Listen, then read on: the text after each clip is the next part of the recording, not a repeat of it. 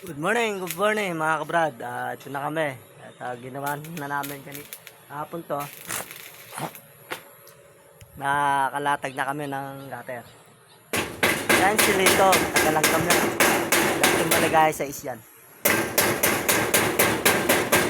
Ayan mga gutter. Update ko kayo. Ayan mga gutter. Stainless po yan. Ayan.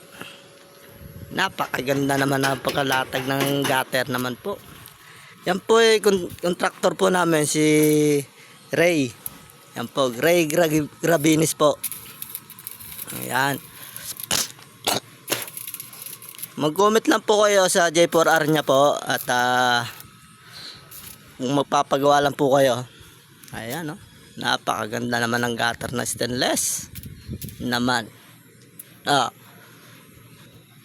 Paikot po yan, mga gutter na yan.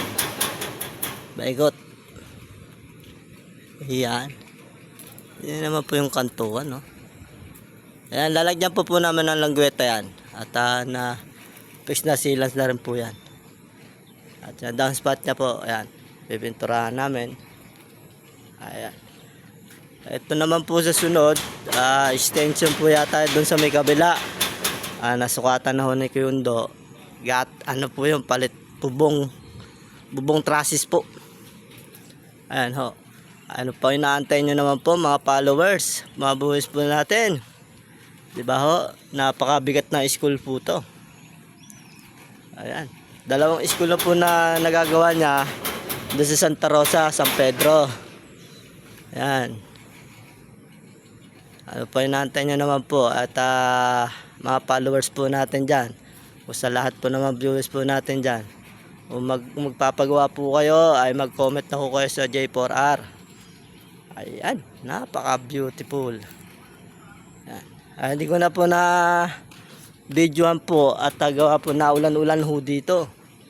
Ulan, hinto, ulan. Kaya kahapon sana ho tapos na itong latag na to. Siguro na lang po magte-text crew na lang ako at mag-a-align po ng langgweta. So ano po inaantay nyo naman mga followers? Mag-comment na ho kayo sa J4R. Ang contractor po naman Ray Grabinis po. Yan. Pakita ko po sa inyo yung mga area. Oh. Ang laki ng soccer. Oh. Diyan po ay basketball court sa kabila. Yan. So mamaya po baka matanghali tapos na kami. Oh. So maraming salamat po. Huwag niyo po kalimutan sa YouTube ko channel at huwag niyo po kalimutan na i-follow, like, i-share, follow po. Maraming salamat po.